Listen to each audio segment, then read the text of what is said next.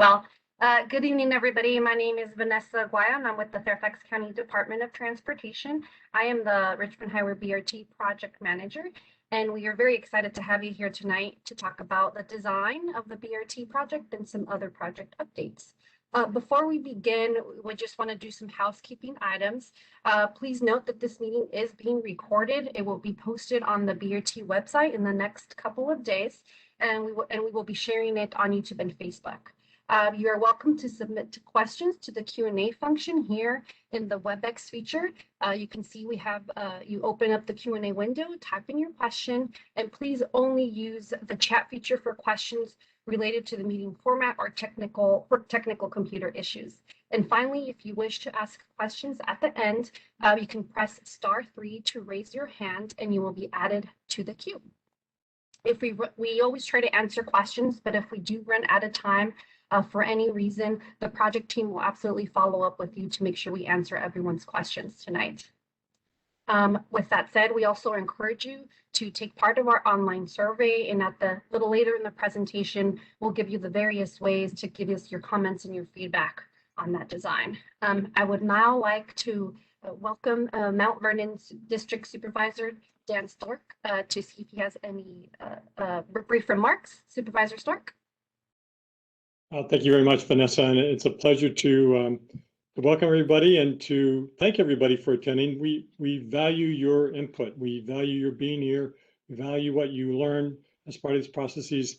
We know we're in a marathon here. We know it's a build process. Each step of the way we're adding to what we're building, and your input, the engagement that we have as part of this really makes a difference in ensuring that we get it right. To some degree, we're not going to know if we got it right for many, many years to come, but we know by having your involvement and making sure your interests and your perceptions and the things you observe are also included with this will help us all get a better product. So again, my pleasure to welcome you tonight. Look forward to listening to Vanessa, as well as the many comments that I'm sure you'll all be sharing. So again, thank you.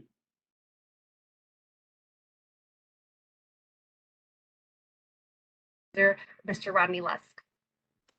Thank you very much, Vanessa. I'll just echo the remarks you just heard from Supervisor Stork. Grateful that you're here to participate. This is an important part of our process to hear directly from you. And I'll say I'm just excited about the continued evolution and the steps that we're making progress with regard to this project. And I'm looking forward, I'm very much so looking forward to getting this completed. So again, thank you for being a part of this, and I look forward to hearing your questions, and feel free to reach out to my office if we can ever be of assistance. Thank you very much. Thank you, Supervisor Lusk. Our next speaker is Tom Bishadny, the Director of Fairfax County Department of Transportation. Tom? Good evening, everybody.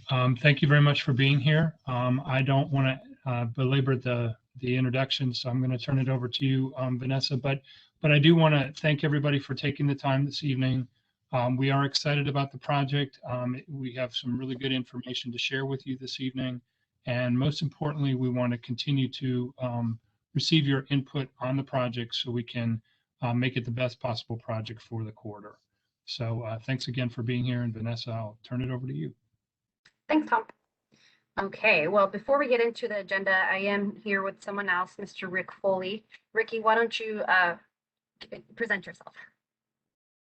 Yes, hi, welcome. Thank you, Vanessa.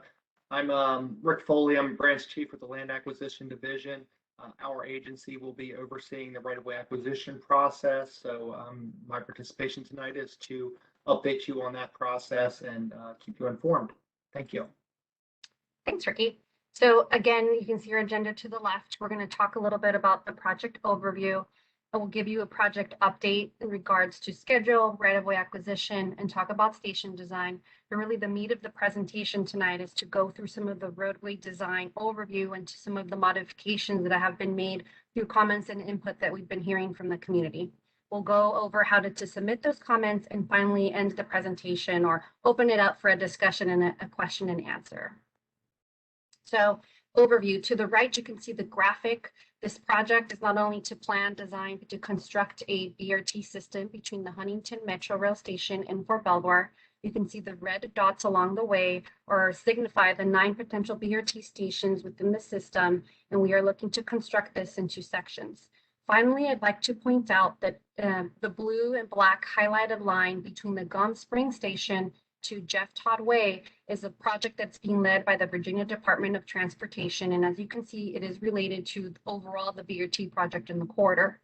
Here in the presentation to the left, you can see the website if you'd like to see more information about the VDOT project and specifically what they're doing.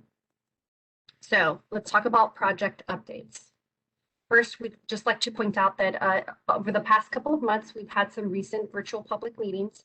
We started these in October of 2020, and the first one was with the right-of-way acquisition. In November, we brought you a presentation and talked about station concepts. In December, we came back and we kind of did what we were calling a quarter update for all of Richmond Highway.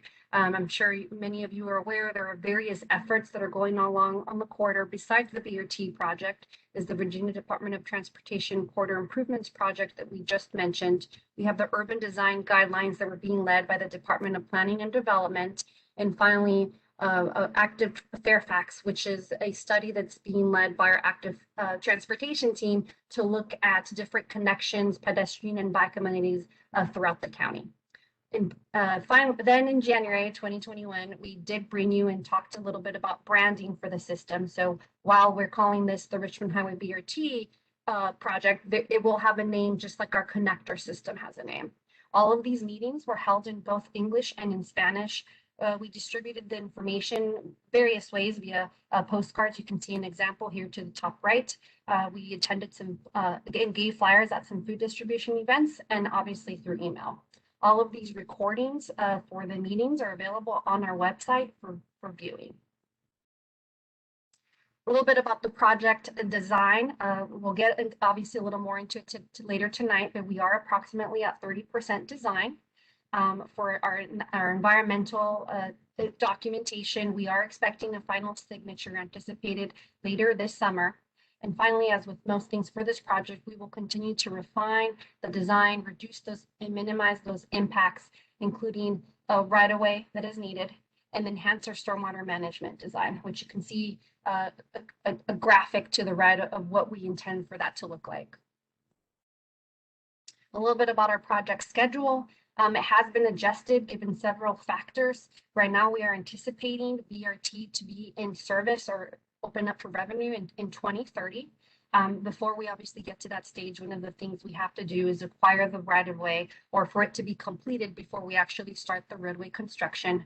But the first active construction that everyone will be able to see along the corridor is the utility relocations, which are expected to begin in the year 2023. And with that, I'm going to hand it to Ricky to go over and talk a little bit more about the right-of-way process. Thank you, Vanessa. Please go ahead and. So with that said, we're getting ready to enter the right-of-way phase, and at that point, we will be looking to acquire land rights from various property owners up and down the corridor. Part of that process is we're required to pay property owners just compensation anytime we affect a private property owner. We recently had a public meeting on this in October 22nd to share information about this right-of-way acquisition. Some of the topics covered at that meeting were the overview and the schedule, some of the legal requirements, such as we follow all Virginia and federal requirements as well as FTA requirements, type and scale of the right-of-way impacts. So that means that we basically went through the map and shared with you all the different types of acquisitions that you might see, such as strip takes, whole parcel acquisitions, uneconomic remnants. We talked a little bit about some of the impacted areas, and of course, I'll talk about the services that were available to property owners, tenants that were relocated, as well as businesses and other affected property owners and tenants and such. We also talked about some of the letters that were going out to various property owners along the corridor about some of the survey that was happening, such as environmental survey, a survey for plat preparation as part of the right-of-way acquisition process, and various other informations that were done for the survey process. So Next slide, please. So talking a little more about the potential impacts. We previously talked about this before, but just to refresh everyone's memory, as you can see here, you're looking at the realignment of Hopkins Lane. Some of this is pretty obvious. You can see that the roadway is, impacting various buildings. But for those who aren't aware of the purple dashed line that you can see is the limits of disturbance, which is really part of the NEPA study. That doesn't necessarily mean that the property impacts would be that far into a property. What you'd be looking more at is the black dashed line, which is the cut fill line, which is generally the area that you may expect to see some disturbance within the property, as well as temporary construction easements. And then, of course, you can see the actual right-of-way line, which is kind of the red line, which is just outside of the orange shaded areas. So with that said, if we could move to the next slide, please. We're still expecting for the right-of-way process to begin end of summer or perhaps early fall. So perhaps September is when we're looking to start making offers or reaching out to property owners. That would include letters from the county, letters from our consulting appraiser, who would be affording you the opportunity to meet them at your property and go over everything that they need to know about your property. You can tell them everything that they need to know, and then they would start their appraisal process. We have already started doing other background work, such as market research, as well as preliminary title reports, plat preparation, things of that nature, in anticipating starting in September. With that said, once the appraisals are prepared, we will have an acquisition agent who will reach out to you and present the offer to you, go over everything about the offer. I'll talk to you about relocation benefits if you're eligible. In the case of an occupied property, that would be the case. So with that said, if you have any specific questions about a property, you can reach out to the project team by emailing dotbrt@fairfaxcounty.gov and include right-of-way or ROW in the subject line. Or, of course, you could call 703-877-5766, as shown here. Or you can go to the project website to learn more. Next slide, please. Okay, thank you, Ricky. Now we're going to move into project updates regarding station design. So concept one is moving forward. If you recall, we had the meeting in November to talk about station concepts. We did a survey, and based on community and stakeholder input, we are moving forward with concept one. So this design will be used for all 9 of the Richmond Highway BRT stations. Again, this is a conceptual design. This is not a final design. This graphic you will see, and will show a short video, does not show all the stationary components that we plan to be included in the final design. Now, with that said, additional components that are still under refinement for the future stage include security features, maybe landscaping, ecological features where possible, identifying community components, or what we're calling the community charm, which we'll talk a little bit more about, fare collection devices, branding, and finally signage and wayfinding. So just to make sure everyone remembers what this station concept looks like, I'm going to play a little video.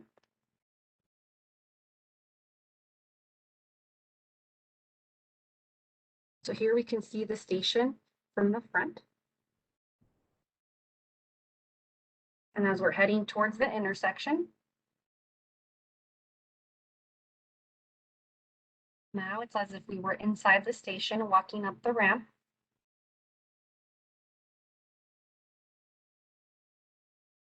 And here we'll turn where you can see some of the windscreen, some of the benches, and areas for people to sit for the next bus and wait for the next bus.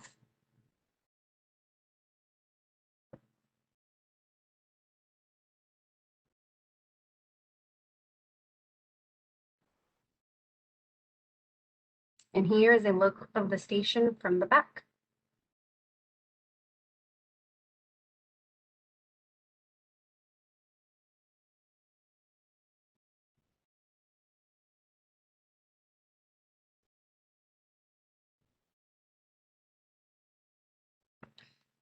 So before we move on, as we've mentioned, that was not a final design. We're at a conceptual stage, and one of the big next efforts we are going to do is do what we're calling the neighborhood charm at the stations. So we'll incorporate history, characteristics of the neighborhoods that we've been researching and learning about, whether it be comments or public input from all the corridor, and we'll include these into each of the surrounding from each of the areas into the station.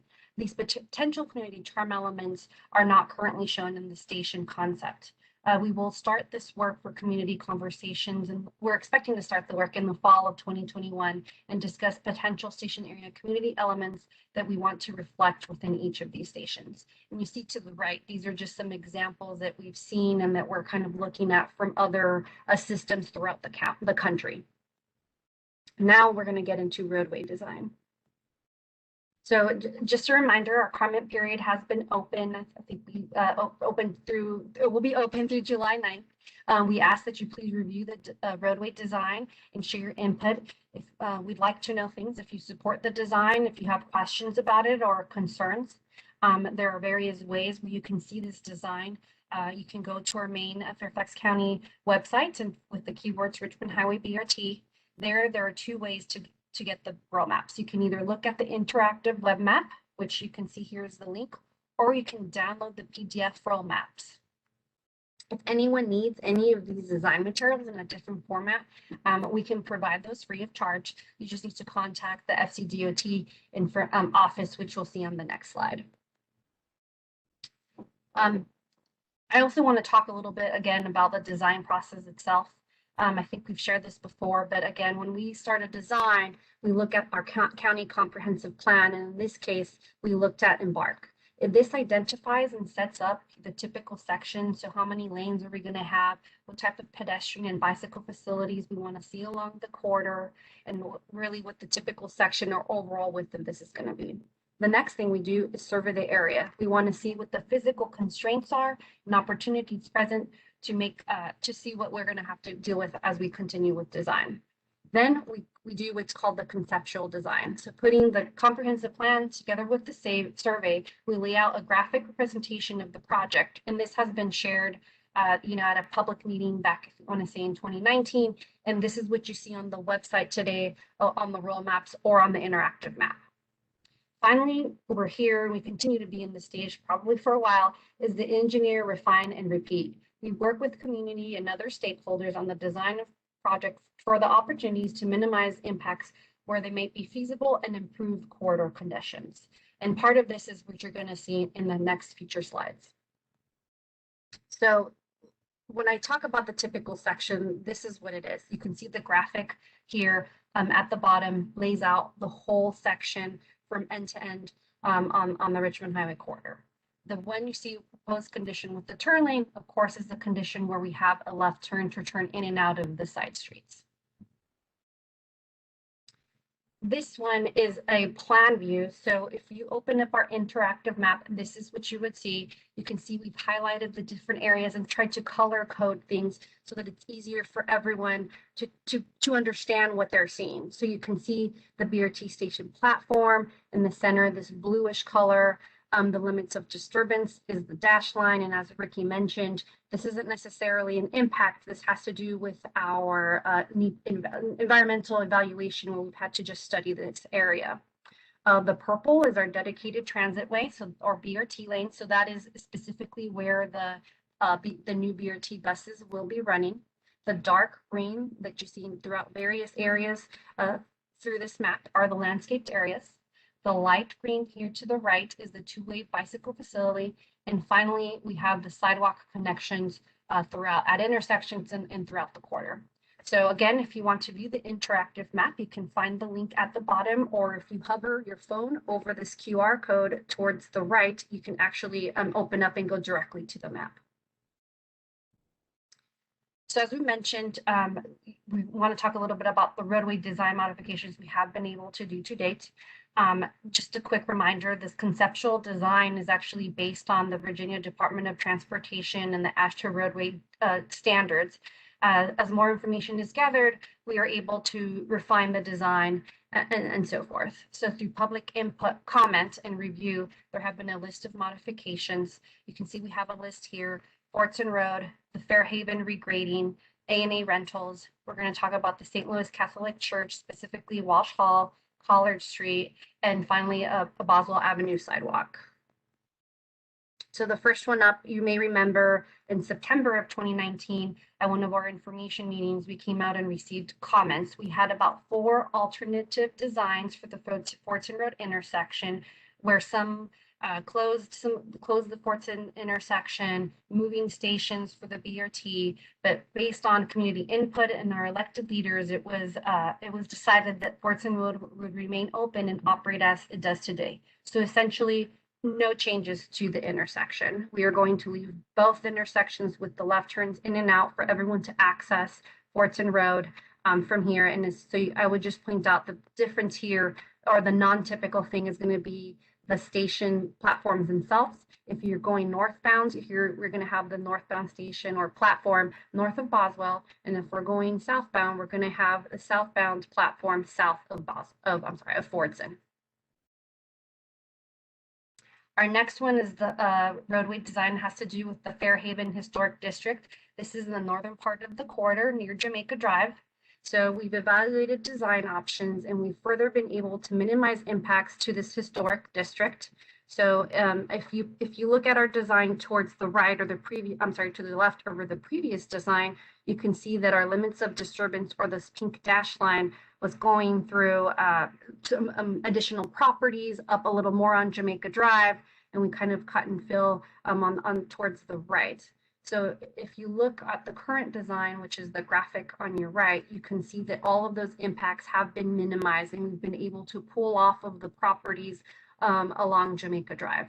So essentially, you can see there, if you see the end of where the reconstruction for the road is, it's pretty much going to be at the entrance here, and we do expect no impacts to any of the properties fronting specifically around Jamaica Drive. Here is another thing, A&A rentals. This is actually the historic former PennDOT fire station, the first one in Fairfax County. So through our environmental document, we've identified this, and given that it's historic context, we need to stay off of it. So we've evaluated design options to minimize those impacts to the property. So it's a little bit harder to see here, but under the previous design, you can see we impacted the building a little bit where it says the fill and cut line here. And if you look to the right, you can see that the road and the back of curb here has been pulled off to basically stay off of the building and keep it intact. Roadway design that has to do with St. Louis Catholic Church, specifically Walsh Hall. Through some of our meetings, we've also heard a lot of community concern over impacts to Walsh Hall, which is found towards the left of your screen on the upper right-hand corner. So you can see under the previous design, and I'm actually going to point out the grading line, which is the black dash line, which is the more important line. You can see we were hitting the corner of Walsh Hall. We've been able to go back, like I said, reduce the impacts, look at the roadway design, and by adding a retaining wall fronting the St. Louis property, we've been able to pull off all the grading limits and pretty much right behind the curb. So if you look at the new graphic on the upper right-hand corner of Walsh Hall, there are no impacts. So you still see the purple dash line, but again, that has to do with just a new proposed limits of disturbance, but we are all completely off of that property. Collard Street. We revised the Richmond Highway crosslope to reduce impacts along Collard Street. So if you look at the previous design to your left, we can see that Collard Street, or the improvements that were needed, and this is basically just because of the physical attributes of Collard Street as it goes kind of up the hill. We've been able to go back and kind of use other methods to reduce those impacts. So you can see to the left, we were passing or having impacts past Arundel Drive. We've been able to pull off of those, limit the disturbance south of Arundel Drive, and then really just, you can see the cut and fill lines are just in front of some properties that is more in front yards, and this is just to kind of regrade and go back into the road. So we're really limiting impacts along this whole area. And now Gum Springs. So this is specifically the village of Gum Springs. If you know the corridor, this is the area where we're really in a large horizontal curve going along here. So what we've been able to do is reduce that overall roadway curvature that would be needed and pull in the impacts. So if you look at the top of your screen to the previous design, you can see the dashed gray and black, and you can kind of see that it's on top of some of the front yards of the or backyards, depending of properties, depending where you are along the village of Gum Springs. And if you look at the current design, the dashed black line kind of goes away. We've been able to pull off of the properties and really limit the disturbance to pretty much behind the new expected where the sidewalk would end. And finally, more typical design refinement that we've been able to do. Another example is Boswell Sidewalk. So this is also comments that we've received from the community based on our 30% ongoing design along Boswell Avenue. So you can see here, we're in front of the Walgreens, and we have some impacts going all the way back to some properties along Boswell. And under our design that's currently being evaluated, we've been able to push off of those properties. So we're limiting disturbance pretty much just to the first two properties, which are commercial.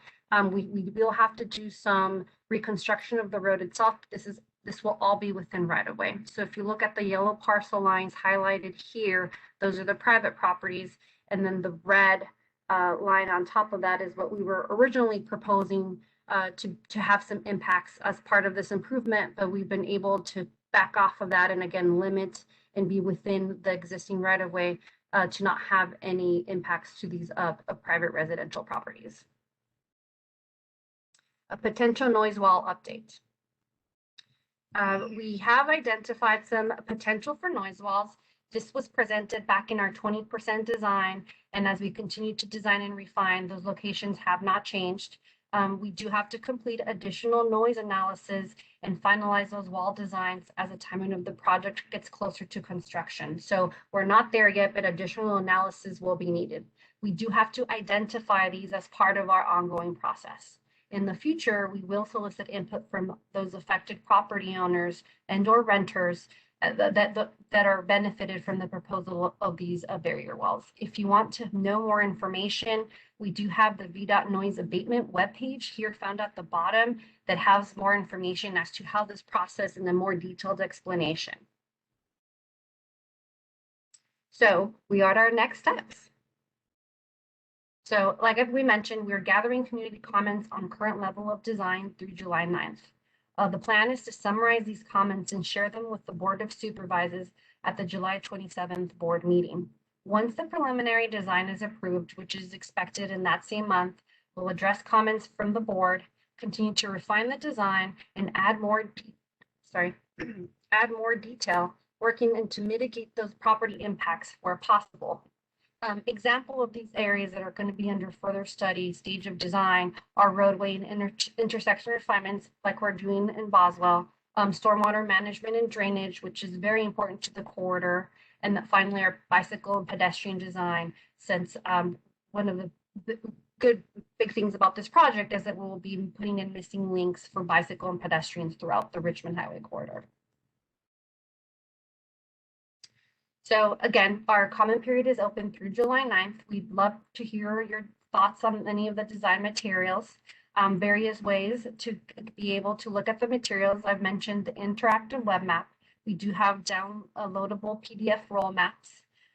If you can see here, we do have a complete a brief survey. I promise no more than 2 minutes to do on SurveyMonkey, where we ask just some simple questions. If you don't want to do the survey, you are also welcome to submit comments to us via email at dotbrt@fairfaxcounty.gov. And we are also taking written comments, which we'll go through our address on the next slide. You can, which are at the bottom. If you mail comments to Fairfax County Department of Transportation, Richmond Highway, the BRT project number, or again, call us. We do take comments over phone, so 703-877-5600, and they'll patch you through to one of the project team members. So we're pretty much to the end of the presentation, and we're going to open it up for questions and comments. And just a reminder, please use the Q&A feature. You open the Q&A window and you type in your question. If you're calling via telephone, press *3 to raise your hand and you will be added to the queue.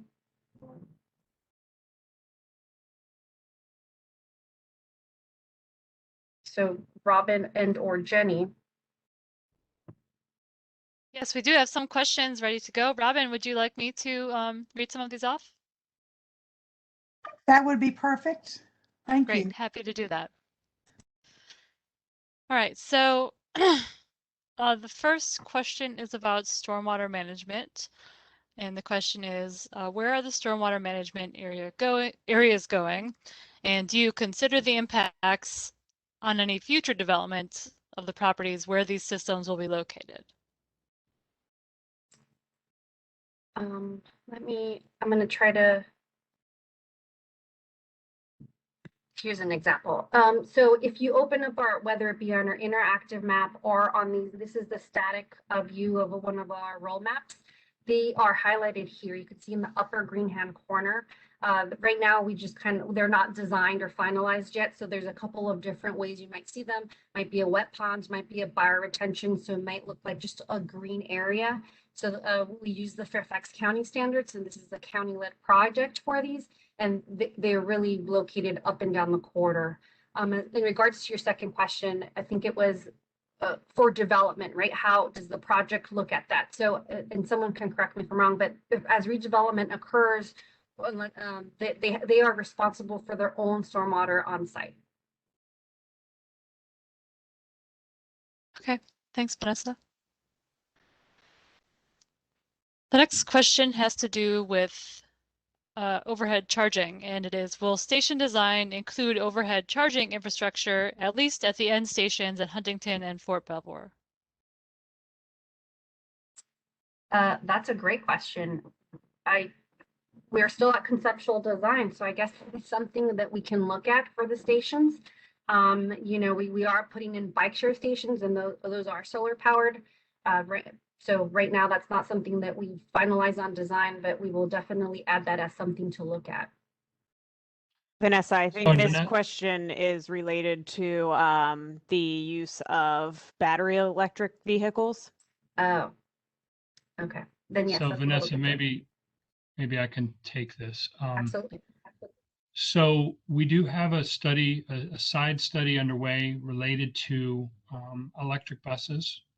And as part of that study, we are going to be looking at how to charge those buses and the different ways that that might be done. And so this is a topic that will be looked at as part of the study.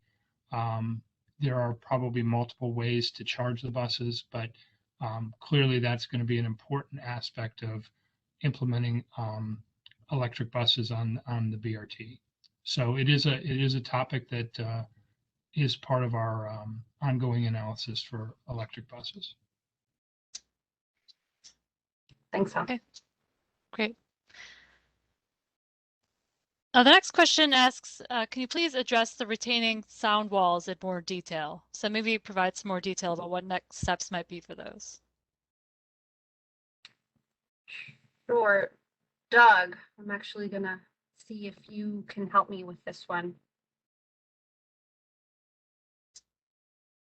Sure, I'll be glad to. Where we are, well, let me back up. The noise wall process is in fact that it's a process, and so I can outline to you kind of where we are in that process and let you know what to expect in the future. Right now, we are still performing the environmental study. We haven't quite wrapped that up yet. Noise is considered an environmental impact, just the same as it would be impacts to wetlands or endangered species. Noise is considered an impact to those people that, to the residents that live behind it. And so we've identified, as Vanessa pointed out, some preliminary noise wall locations, and that's just what they are, is preliminary at this point. This coming fall, we hope to achieve or to receive design approval from the Board of Supervisors. And once we receive design approval, then we can proceed with the final design. And that's where we get more into the noise walls. At some point after we receive final design, but prior to the commencement of construction, we'll solicit input from the affected property owners and renters, those people that are behind the proposed wall, that are benefited by the wall. We'll then incorporate the sound walls into the approved design, keeping in mind the public input that we receive from the receptors. And then finally, once construction starts, then at that point, we'll of course go ahead and build the walls. But it's important to remember that they're potential at this point, and that we do solicit the input of the receptors, the people that would be benefited from those noise walls, and so they can vote for them or against them. So that's, hopefully that answers the question. So there's been, thank you. There's been a couple of follow-up questions related to that. So let's address that now. So it's been mentioned that VDOT is assessing a 35-mile-per-hour speed limit along Route 1, which people are suggesting might mean that the noise walls are not needed. So can you speak to that at all? Yes, we designed the project, and the noise walls are just as much a part of the project as a storm inlet or any other part of the project. So we designed those walls for the design speed of the project. So a car traveling at 45 miles an hour does generate more noise than a car that's traveling at 35 miles an hour. Most of the noise from highway sources come from tires impacting on the road. So the slower the speed, generally the lower the noise.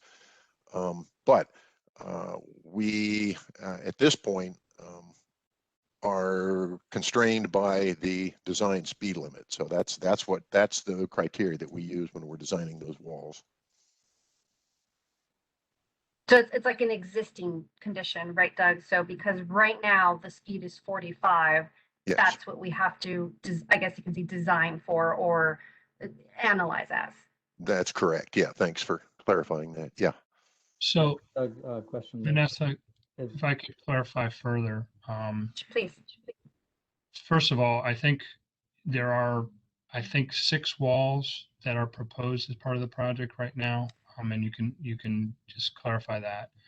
VDOT has initiated the work to do this study to potentially lower the speed limit to 35, and the county supports that. When we get to the point where they've actually made a decision to do that, that can be factored into the project. But at the moment, the speed limit is 45, and so that is what we're working with at this point. But it is, our hope and anticipation that the speed limit will be reduced, and at that point we can incorporate the impacts, the changes that might have on those proposed 6 walls that are being potentially considered for this project. Okay. All right. Thank you, everyone. Let's see. There's a question related to the Buckman Road realignment, and it says, I live in the Mount Vernon Lakes community. I'm interested to know how the Buckman Road realignment will impact us. So I guess perhaps you could speak more about how to look at these maps to see those potential impacts. Yeah, and I'm sorry. I think she's talking about the section that's within the VDOT project, because we're talking about Buckman Road realignment, because we're not, other than Collard Street, the BRT project isn't realigning roadways. So if it looks blue, that's because that's within the VDOT project. So they're actually the ones in charge of the design. So what we can do specifically for that question to go through those impacts, we will put you in contact with the VDOT project team, so that they can go through those with you, because I don't have all the details. Okay, great, thanks. They also have an interactive map on their website as well. Can everyone, I'm so sorry, I was trying to get to it, but I don't think I'm going to. Can we see hopefully everyone can still see the presentation. Yep. Okay, I'm going back to here where you can see this is the project website for the corridor improvements project. So you must be talking about Buckman Road, the realignment of Buckman Road, hopefully through here. And so, right, anything within from Sherwood Hall Lane to Jeff Todd Way, VDOT is in charge or moving forward with those design plans. So while you will see them on our interactive map, they're shaded in blue for the specific purpose that the BRT project is not in charge of that design. So we wanted to clarify that. But even if you open the interactive map, we do have a link on there that it takes you directly. They also update their designs as we will be doing continuously. So we wanted to make sure that you were able to get to the most updated information. So again, anything between Sherwood Hall Lane to Jeff Todd Way, you're going to be able to see on the VDOT corridor improvements project, which, as Allison mentioned, also has an interactive map. Great. Thanks, Vanessa. See, there was a note about an overlapping meeting happening at the same time as this meeting. I certainly was not intentional to schedule that, but I just wanted to note in response to that's why we're recording this meeting, and it'll be available on the website after the event. So unfortunate if this overlapped with anything, but hopefully we'll be able to share this with folks. It's also available, a recording in Spanish on the website right now as well. Thank you, Jenny. And I'm going to go back to, you can still continue to send us comments and questions, and we will try to best to get to everybody.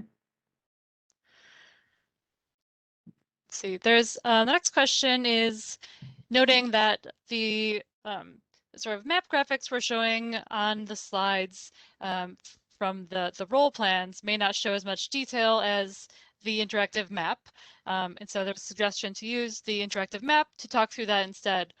And I think the reasoning we chose to use the role plans was because we're looking at specific sites. Did you want to speak to that comment anymore? I just wanted to note there was a question about why we weren't using the interactive map for the meeting. Well, one is bandwidth. Like this is a more if zooming in and out and going to different areas. And correctly, we wanted to highlight today the differences or what we've been able to update and modify through comments that we've had from, I want to say 2019, when we had our first or second public meeting where we were able to show the design that we've been able to do along the way. So these specific things, let's see, Collard Street, the Walsh Hall, old Pendle Fire Station, the Fairhaven Historic District, all of these things are things that we've been able to modify. Great, thanks, Vanessa. Let's see. The next question has to do with undergrounding utilities. This person notes they've listened to this presentation and we don't mention undergrounding utilities, which is called for in part of the Embark plan. They mentioned that Chairman McKay has mentioned less than 2 months ago that he would leave no stone unturned, including on undergrounding utilities, which is part of Embark's success. So can you speak to why we haven't spoken more about utilities in this presentation? I am actually going to call. Thank you, Tom. So as of right now, the prospect for undergrounding utilities is one that is still under discussion. So we don't have it included in the plans because we don't have a resolution of that issue. I think that's the easiest way to put it. It is something that is still being discussed. And at the time we have resolution of that issue, then we will, move forward appropriately. But at the moment, we don't have resolution of the issue. So that's why it's not shown at the moment. But it is still under discussion. Great, thank you.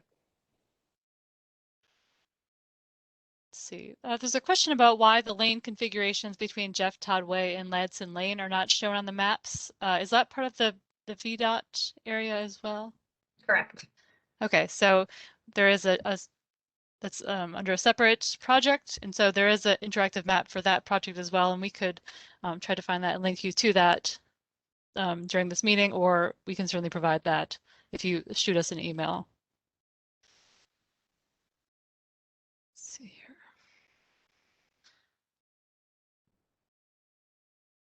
All right. Let's see. Here's a question about number of travel lanes. Why are there 4 travel lanes southbound from just past A&A Rentals to Memorial? Aren't plans supposed to be for 3 through lanes? That is correct. I think you're probably, because I was looking at that area today. You're talking about kind of turning onto as you approach Shields Avenue. That's actually a continuation of a left turn lane.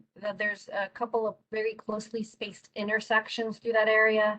And so what happens is as you have a left turn, right, you need the spacing carried through to the other side. So while it looks like a fourth lane, it's really the continuation of the left lane from the intersection ahead of it. So we might have to, and it could be also a mistake that we've cleaned it up where it looks like a fourth lane, but it actually is a left turn lane. But you're absolutely right. Overall, we are looking to make sure that it's consistent, that we have 3 lanes of general traffic, and then with left turn lanes plus the transit way.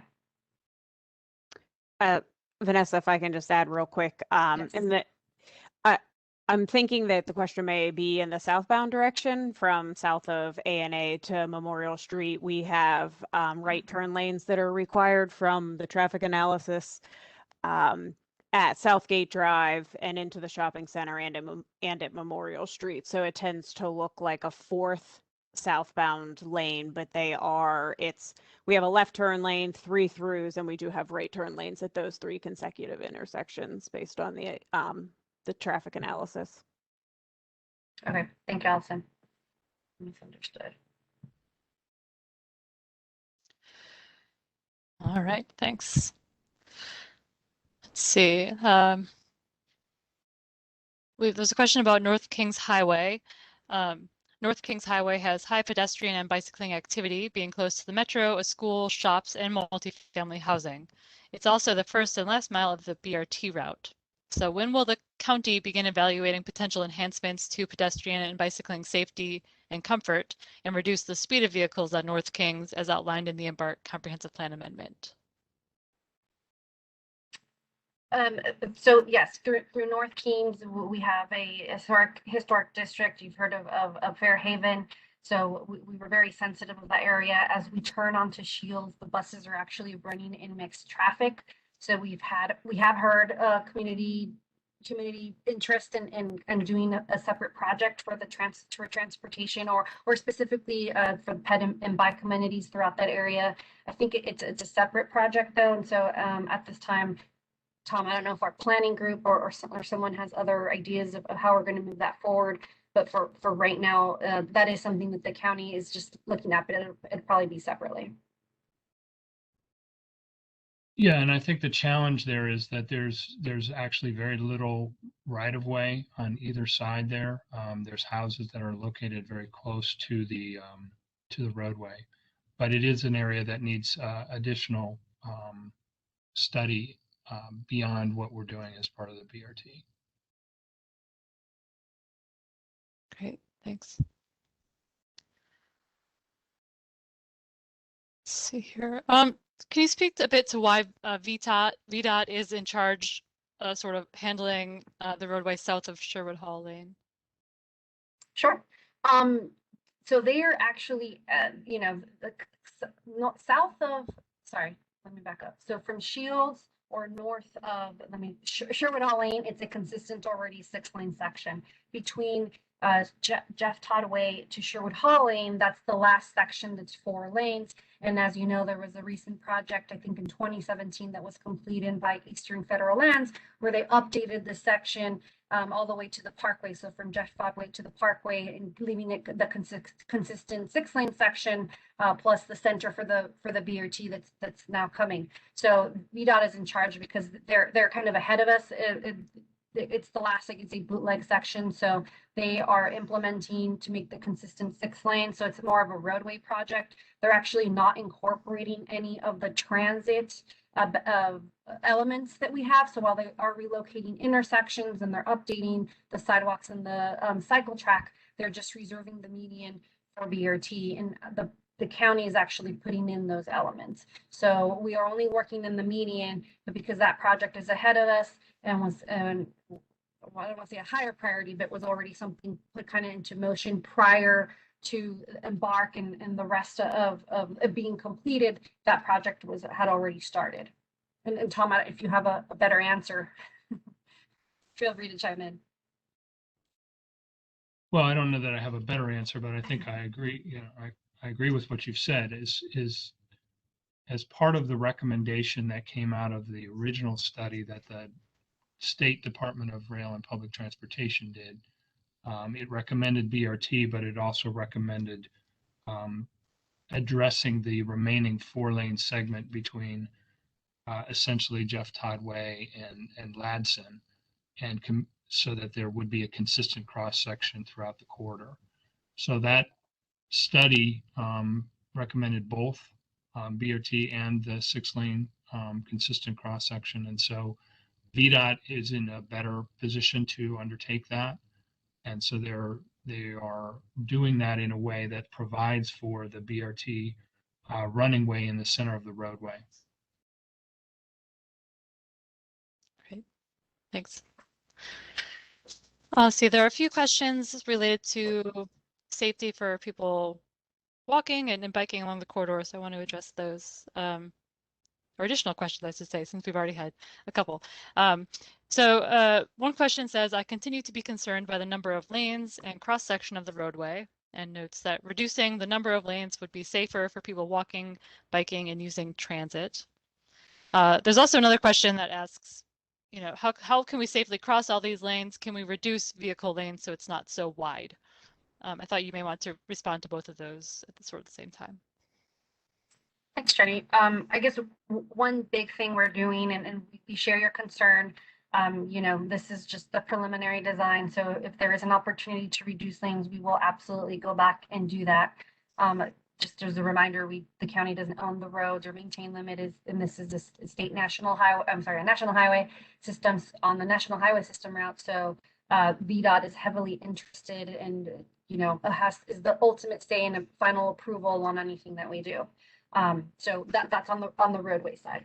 When it comes to pedestrian safety and bicycle cyclists, we are putting in continuous roadway lighting through the corridor. Today, I think only some of the intersections are lit. So that is, we're enhancing that. So now in the future, not only will we have intersection lighting, but we will have continuous roadway lighting, which I think is going to be a great benefit. We're also looking at where possible on the side streets, kind of bringing and tightening them up so that they pedestrians are able to cross in that way safer, and also adding high visibility crosswalks across the 4 legs of all of the intersections, which today some do and some don't have. So making all of these features consistent, I think will help for safety.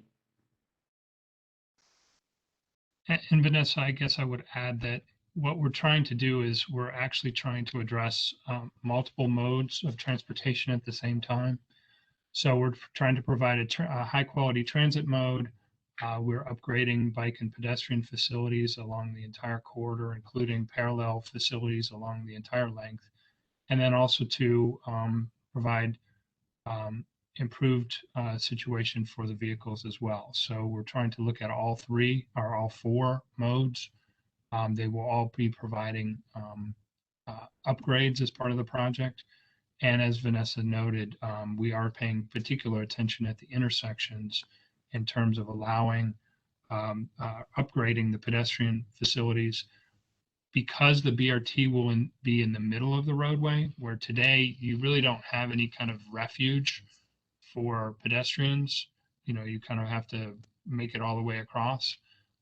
There will be the ability for people to wait in the middle of the roadway at the BRT stations, or even at the intersections where there's no station. There'll be a kind of a refuge area at the middle the roadway, which will be better than what the situation is today.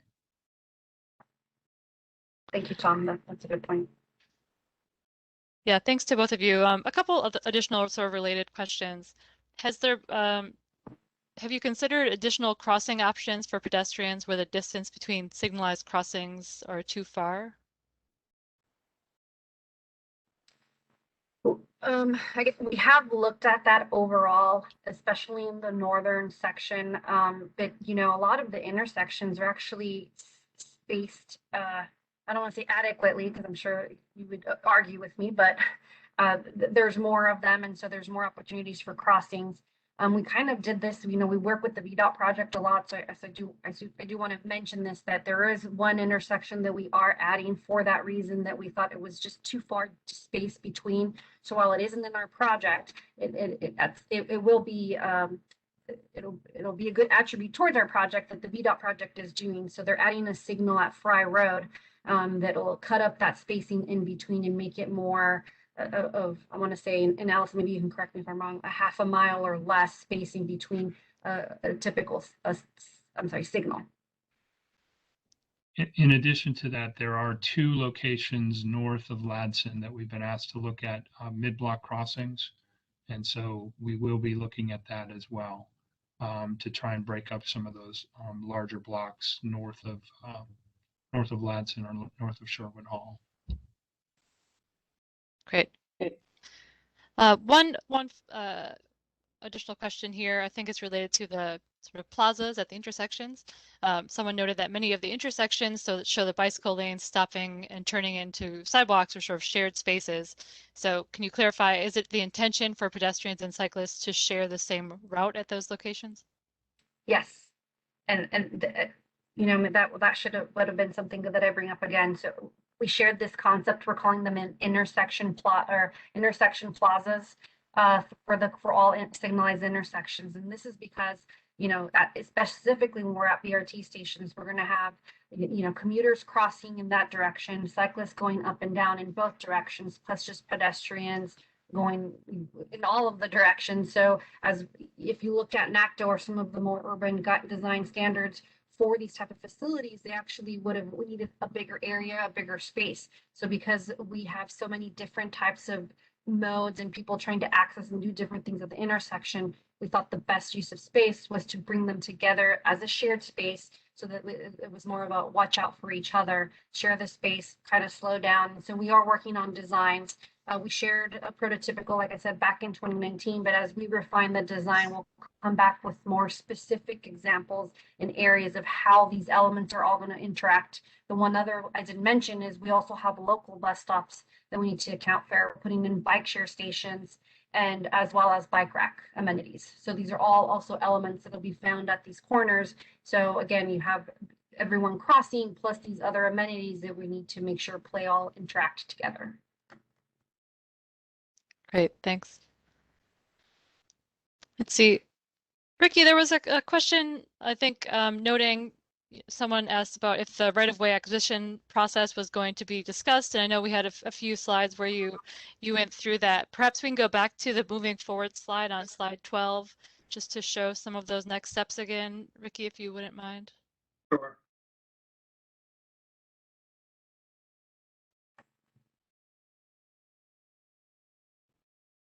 So actually, I think maybe perhaps what they're asking, I think specifically, is a little bit about the timeline, which I can speak to briefly. And it depends, of course, on what type of what type of impact your property may have. If your property is anticipated to be a whole parcel acquisition, which may be obvious if there's, say, a stormwater pond located on your property, or if perhaps the right-of-way line is going through your building, then that's likely the case. So with that said, those properties that we'd be looking to acquire would be end of summer, early fall. If you're a partial acquisition in which we just need some right of way from the front of your property, that would be towards the summer of 2022 when we'd be looking to reach out to you. Going into that process a little bit, the first thing you would receive would be a letter from the county notifying you about the project and that your property is going to have right-of-way impacts. Shortly thereafter, you'd also receive a letter from a contracted appraiser. We have a number of appraisers that are on our panel that are state certified general appraisers in the state of Virginia that are on the VDOT panel that are very familiar with this type of appraisal process. They would send you a letter and you'd reach out to them and schedule a meeting for them to come out and meet with you at your property. They go through a walkthrough, talk to you about the property. At that time, once they're done, they'd go out in the market, look at market sales. If it's an income producing property, they may be looking at rental income. And if it's a newer property, they might also be looking at the cost approach. After that process takes about 2 months to get the appraisal and then go through the review process. So once you meet with the appraiser, you can expect that there's going to be at least 2-month window before you receive an offer and are approached by a negotiating agent and a relocation agent. At that time, they would also go over relocation benefits with you. At that time, the window sort of starts, and at the soonest we would look to acquire your property would be about 3.5 months. Would be sort of the shortened timeline, but pending the circumstances, that can be quite a bit longer. Generally, we look at 9 to 13 month window, really, from the time you receive the appraisal through the time that we help you relocate. So I kind of hope that helps answer some of those questions. So Ricky, to follow up, I want to say that the county to date has not sent out letters on property impacts other than for ongoing studies that we've been doing. So I just want to make sure everyone heard that. Yes, and if you have specific questions about an individual property that you own or that you're a tenant of, you probably want to reach out to us and we can set up a meeting to go over that. We don't want to get into the details of individual properties because some of those discussions are confidential. And so just give us a call or shoot us an email. Thank you, Ricky. And just a reminder, if we're answering questions that are in the Q&A feature, so please remember, if you do have questions that you want us to get to, please remember that that's where they should be. We're not taking them from the chat. We would prefer that you choose the Q&A feature and the Q&A window to type in your question. And finally, if you are calling us via telephone, press *3 to raise your hand and we will add you to the queue. Go ahead, Jenny. Great, thanks. Let's see. I've been going through to make sure we grab questions from different folks, so I'm going back a bit to earlier questions here. So as sort of a follow-up to the stormwater discussion. So this question asks, the stormwater ponds we're placing may be in areas that could be planned for redevelopment, and that pond may sort of destroy the capability for development on that site. So can you speak to how that may be considered in this process? Sure. So yes, with a sensitivity to that, and I think one of the maybe better features of the project that we're also doing that instead of VDOT is, and we are in negotiations or talking to VDOT about possibly taking over the maintenance of these. And so what that would do is give us the ability to get into third-party agreements. So our DPWS team does do this. Our Department of Public Works and Environmental Services, they do third-party agreements where some of their facilities are existing in places that they would rather be moved. And so when redevelopment occurs, they can combine, I guess, for lack of a better term, all the water and move the facilities so that could be something that could be negotiated and that the land could be given back. So as long as we take care of the water, I don't think we need to tell everybody who was on the corridor. It's been multiple decades and years since the corridor has been brought up to date with some of these stormwater features. So I think there would be an opportunity in the future for that to happen, to be able to move them so that maybe redevelopment could occur in those certain areas. Thanks, Vanessa. Then going back to the discussion about noise walls, there were a few follow-up questions about that I wanted to make sure we touched on. And I know we had both discussions about where they're located and then also the discussion about the speed limit and what that might mean for it. So there's questions about both of those. One question is, can we propose additional areas for walls that are not yet identified? Doug, lifeline. Well, he Okay. comes on. Okay, there we go. Yes, I can take that. Let's see, the question was pertaining to additional noise walls. Maybe you could repeat the question. Yes. Can we propose additional areas for walls that are not currently identified? Well, when we look at areas that are identified for noise walls, we use the criteria that have been developed by the Federal Highway Administration, and that sets certain thresholds. It can either be a total decibel level that you exceed, or it can be an exceedance above the existing. And those are the sites that we have identified in the environmental study as potential noise wall sites. Any further sites beyond that would not be considered, other than we don't do third-party funding for noise walls, and part of that is an equity issue. It has to do with people that could afford noise walls might get them, and those that can't don't.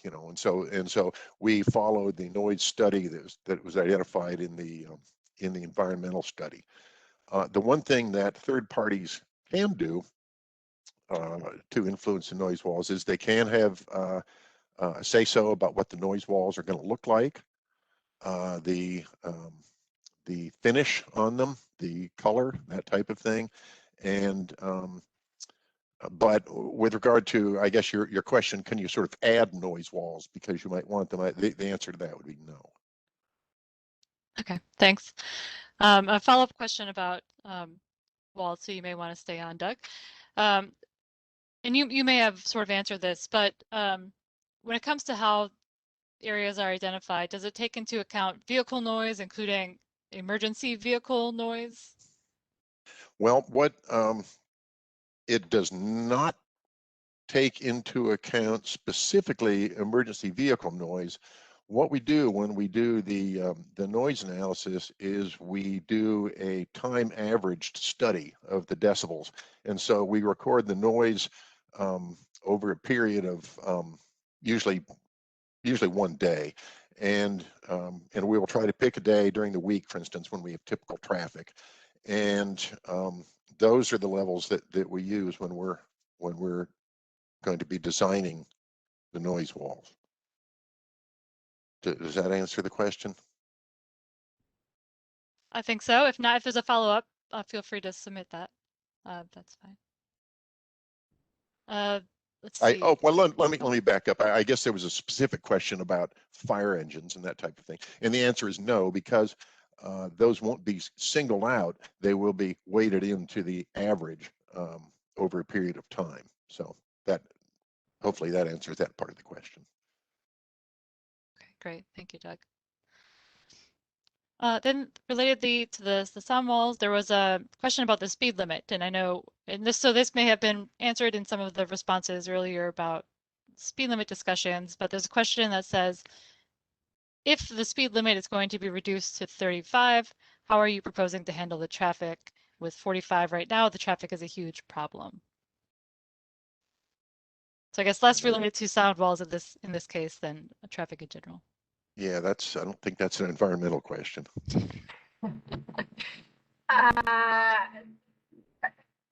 I guess it's, we would handle 35 mile per hour like we would 45 mile per hour traffic, other than slowing down the vehicles, which has a great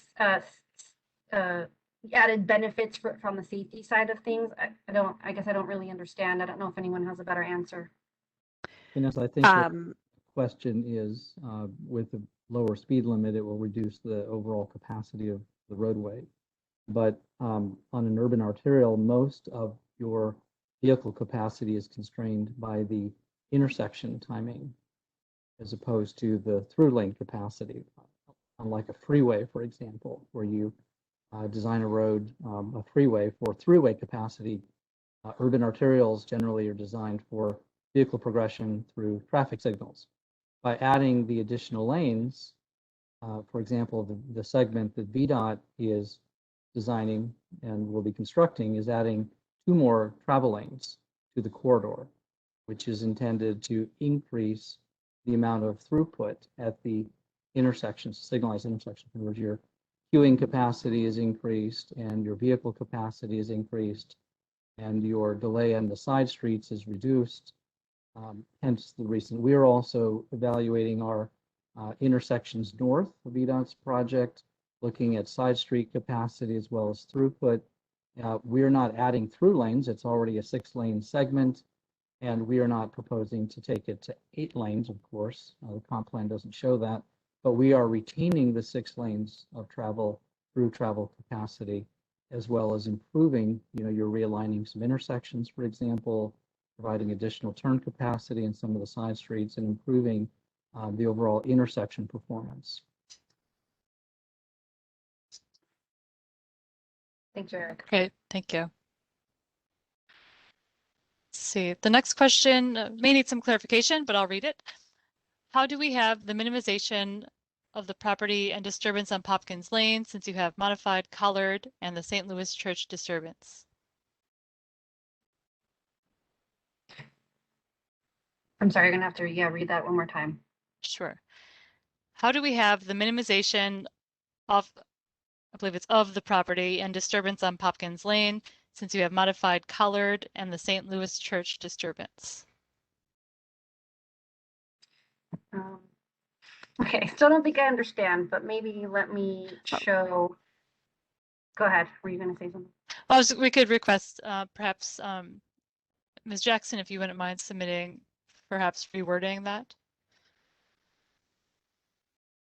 We can come back to that. Thank you.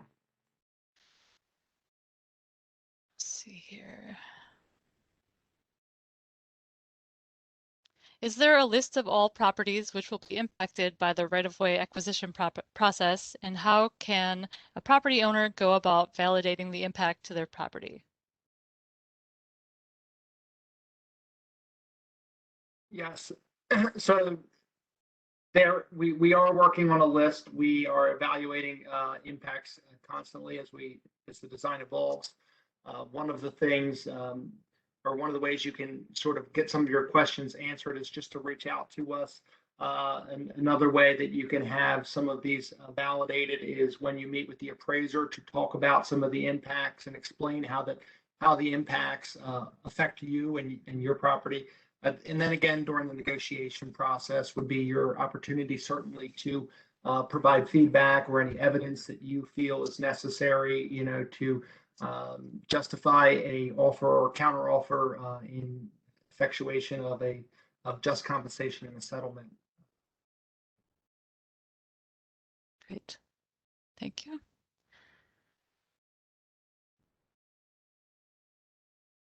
Let's see, there's a comment that's, I believe this is a follow-up to the question about emergency vehicle noise.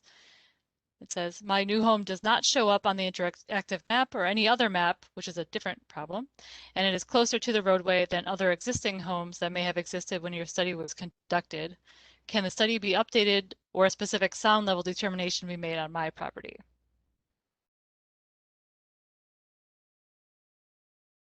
Well, I will try to take that one. One of the criteria that we look at when evaluating whether to consider a noise wall or not is whether it's considered to be financial, or whether it's considered to be reasonable. And for that, we consider the limit of 1,600 square feet of noise wall per benefited receptor. And in this case, a benefited receptor is usually going to be a residential, property or a household. And so it can be that if you have, for instance, 10 townhouses that are all together, you have 10, let's say, benefited receptors there, or 10 receptors, and they may benefit from a noise wall because they fall under that 1,600 square feet per benefited receptor limit. When you get to properties on larger lots, maybe which yours might be, then a lot of times we would need to construct a larger noise wall to protect, to cover that larger lot. And when we do that, we would exceed that 1,600 square feet per household limit. And so I'm guessing that is the case. It can also be due to things like topography, whether the road is higher or lower than the house, that type of thing. This coming fall, I think maybe we can give you a little more specific answer. Late summer, this coming fall, we hope to finish and wrap up our environmental studies. And when that's done, we are going to have another public meeting, and we're going to make some of those documents, some of those studies available. And one of them will be the noise studies. So we may be able to answer your question a little more specifically once we get the noise study finalized and receive Federal Transit Administration signature. Hopefully that answers the question. Thanks, Doug. Thank you, Doug. Let's see. Do any of the panelists drive on a daily basis on Richmond Highway during rush hour when you are suggesting reducing the lanes? With 6 lanes, the traffic backs up from one light to the next.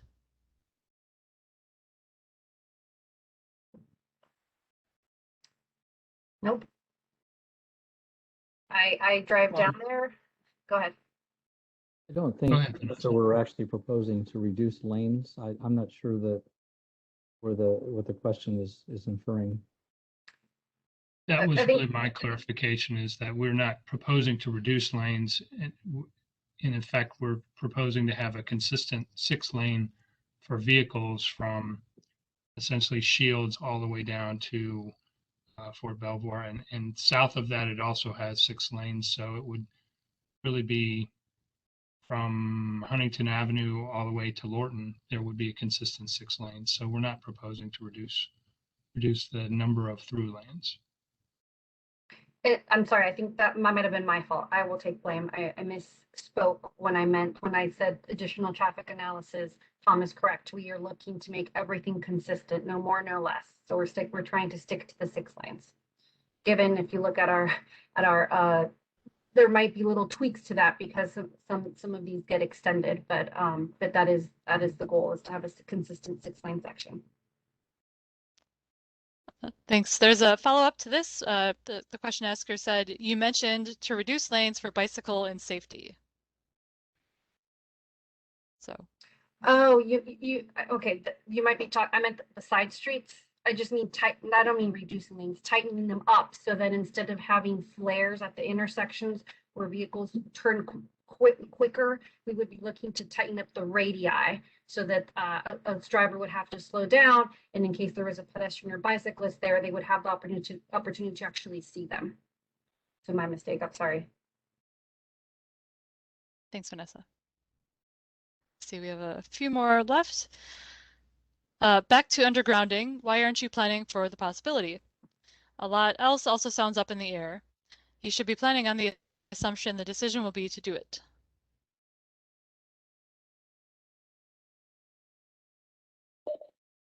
Yeah, I appreciate the comment. Undergrounding is a fairly expensive undertaking, and while there are efforts underway to figure out how it could be afforded, as I mentioned earlier, we don't have a resolution of that issue, and so we're proceeding with the design. If we are able to come to an agreement and a funding strategy for that, then the design would be modified to facilitate the undergrounding.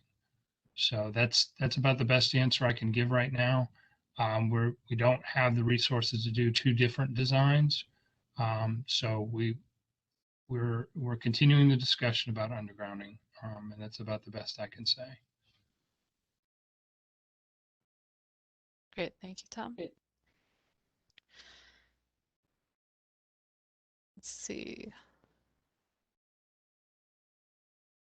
I think we've addressed the other questions. Again, if Ms. Jackson, if you're still on, if you can restate your question about Hopkins and Collard, we'd be happy to respond to that.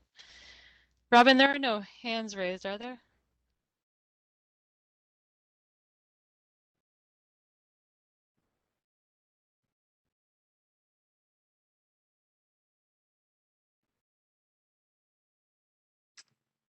Well, Sorry. Robin, No, I okay. was looking back and forth and I have not seen any hands raised as of yet, so. Right. Oh. Well, we do have a couple additional questions that came in here.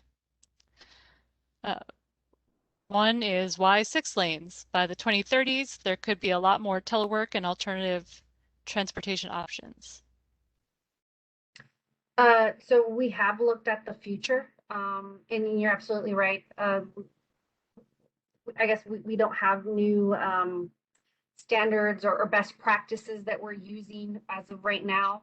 Again, VDOT owns the roadway, so we typically look to their standards and their way of processing the traffic, the future traffic analysis. So until VDOT gives new standards or approves them, that's what we currently use.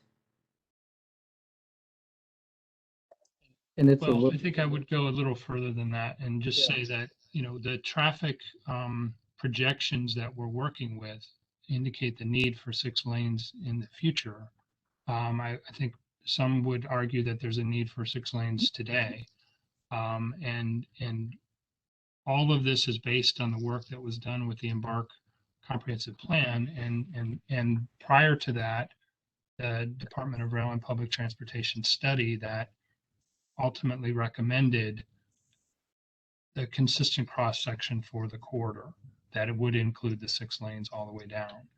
And the traffic studies verify that there is a need for 6 lanes in the corridor. Now, I would say that one of the things that we're doing, and today the lanes are at least 12 foot wide, and in some cases they're wider than 12 feet. We're reducing the widths down to 11 feet. So the new cross section will only have 11-foot lanes. And part of that is to address the speeds in the corridor.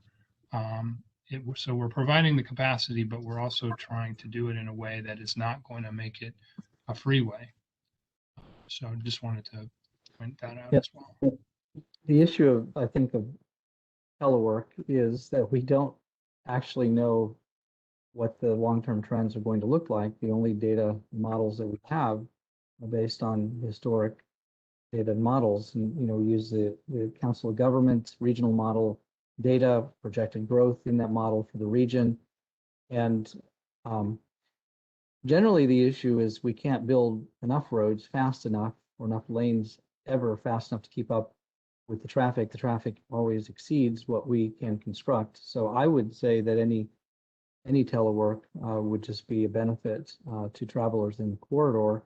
How long companies and agencies continue to allow for extended telework is unknown, but policies clearly are being adjusted at the federal level, and even private companies are doing the same. So I think that I would say that as a traffic engineer, an expert, in this field, that we're going to see what the data looks like over the next, 2, 3, 4, 5 years.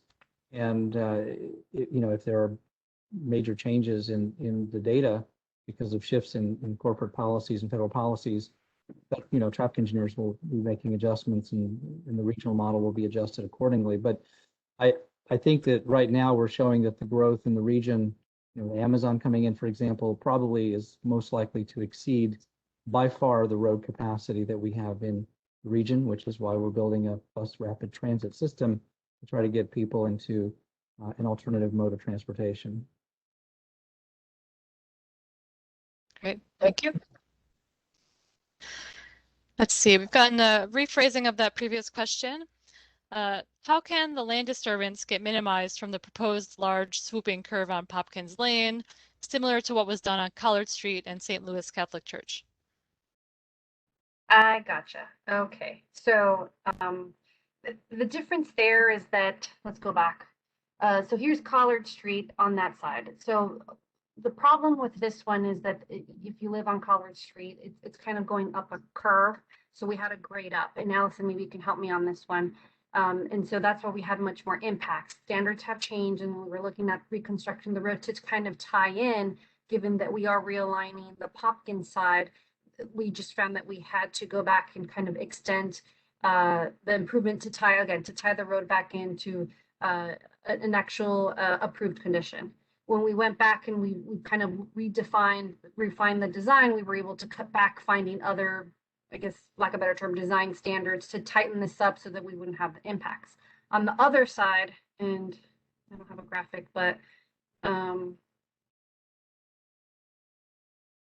here under Fort Hopkins, we're actually, we're realigning the road, so we're moving in. This is for, again, the too closely, I think between these two intersections, we have 100 feet. So on this one, we are realigning the road. So if you're looking at impacts on here, we have tried to look to see if we could shift, if we could tighten up. And now we're talking about the roadway, not just actually refining the topography of, existing properties themselves that we see on the colored side of the street, but on Hopkins, we are actually moving the road.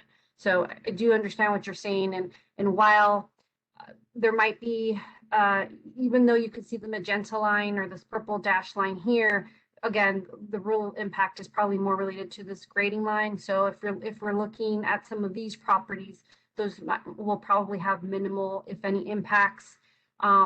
But I guess the greatest impact is probably going to be on the commercial property at the corner, and then the property next to it, because again, we're not just looking at tying back into the road, we're actually shifting and moving the road.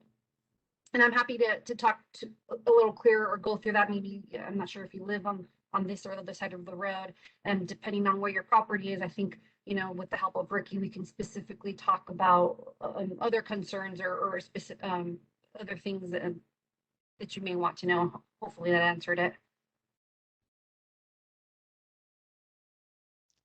Great, thanks, Vanessa. Let's see, we have 2 more questions in the Q&A. Is there a website that shows all the impacts of the VDOT and stormwater and right-of-way? I think so. Their interactive map is just like ours. So if you open it up, it should, just like we have it highlighted on ours. And for that reason, we also tried to use similar colors so that when you look between our maps and their maps, you can kind of see the same things. I guess other than the transitway that they are not showing because they're not building it, you should be able to pick up the features. So you should be able to see the line work, see where the sidewalk, the two-way cycle tracks, and the landscape areas are kind of are building out, and just kind of see again how the roadway is aligning.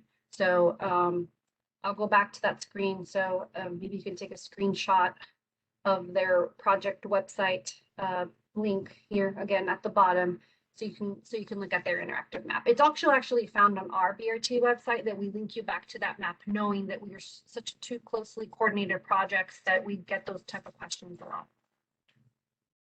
And just one brief point of clarification there. The projects are not shown collectively on one map because they are being led by 2 separate agencies, Fairfax County, the BRT project, and VDOT, with their own consultant doing the widening project. And so it would be very difficult to keep up with all of the changes from the projects consistently in one place. So they are linked separately, although we do coordinate between the projects quite often. And I did, for the recording, I did post the VDOT interactive map link in the chat. Perfect. Great, thanks. And this is from the same person, so maybe related. It looks like the plans are all separate and very hard to follow. Last time I spoke with someone, they stated it was another department and they didn't know the impact on Route 1.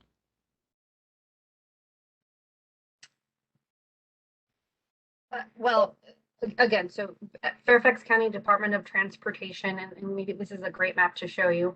The section, so overall, we're in charge of this whole project, right? From a Huntington Metro Rail Station all the way to Fort Belvoir. The difference here is that the orange, or what we're calling Section 1, that's a project which includes all the roadway rework, design, station, transitway, everything will be handled by the Fairfax Department of Transportation. In this blue and black section you see here, which we're calling Section 2, that is the project that's being coordinated by the Virginia Department of Transportation. So you're right to say that, I'm not sure who told you that, but between those two agencies, we both have websites, and Allison, maybe you can cut this link at the bottom and also put it on the chat. That is their main project website, again, for the black and blue highlighted area between Gum Springs and Jeff Todd Way. And then on this specific page at the bottom, you can see we have our own BRT website that has all the information for the rest of the project. And I apologize, I know that's a little back and forth. So go ahead, Tom. Vanessa, so to the questioner, if they will send us an email at our email address, we'll be in contact with them and we can help them identify whatever questions they have about either of the two projects. We can help them work through that. Sure. We want to make sure that you get the information. Fairfax County DOT does have responsibility overall for both projects. So we do want to make sure that you get the information that you need. Because of how they're being managed, they're in two different places, but we'll help you find the right place to answer the question that you have. If you can just send us your email address, let us know that you have some specific questions, and we'll be happy to work with you to get the answers to those questions. Thank you, Tom. That's a much simpler answer than mine. Let's see. Another question. Apologies if I missed it, but has there been any impact study done on the Boswell, Shellhorn, and Francis roads in reference to the additional volume of traffic using these roads as a pass-through to avoid Fortson and Sherwood Hall intersections?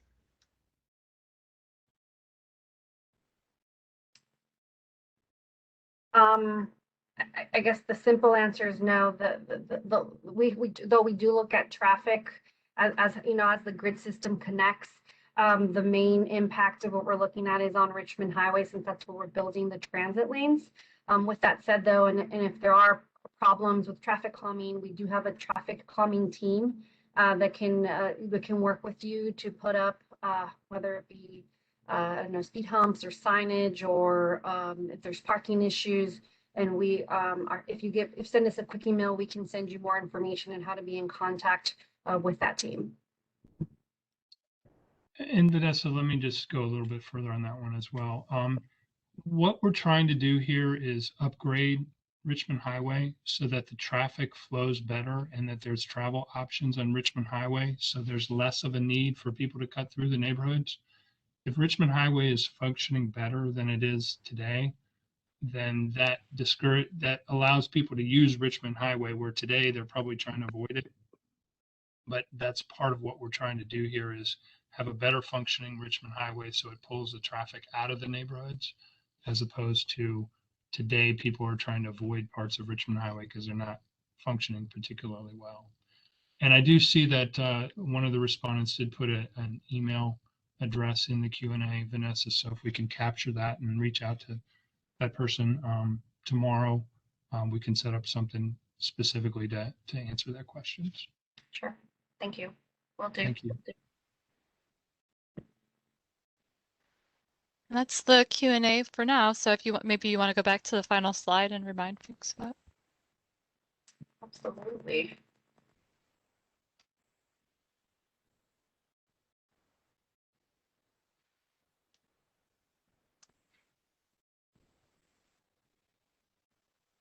Okay, well, let's start on this one. So again, our comment period is officially open through July 9th. The various ways to look at our different materials, you can find our website at the top. We again have an interactive web map that works just like a Google search engine, that you can type in an address or a location and it should take you to that specific area. We have downloadable PDF roll maps that show you the whole design. And if you need the information in a different format, we are happy to also provide that. You can also complete a quick survey to kind of just tell us your thoughts about the design so far, or you can submit comments via email at dotbrt@fairfaxcounty.gov. We are also taking written comments, of course, and our address is here at the bottom, 4050 Legato Road, Fairfax, VA. We are available via phone as well. If there's specific property questions, I know that sometimes that's easier to do via phone. So it's 703-877-5600. And finally, I'd like to remind everyone, this is just preliminary. We continue to take, we'll continue to take in comments and refine the design. We're always looking for opportunities to do that. So though we're here kind of wanting official comments and just some thoughts on the design, it doesn't mean that we would stop there. We will continue to go to the community, have more public meetings, and continue to update you, and on our website also, frankly, to get a good handle on what's going on and for you to contact us. And lastly, if you go to fairfaxcounty.gov/transportation and you type in the keywords Richmond Highway BRT, we do have a constant contact list. So anytime we change anything, whether it be on the website or we have upcoming public meetings, we do send out emails and let everybody know of what's changed and what's up and coming. So that is another great way to stay involved. So we do encourage everyone to sign up if they haven't already. And with that, I think thank you all for your time tonight. Again, we are available via the different formats, so please feel free to reach out. Thank you.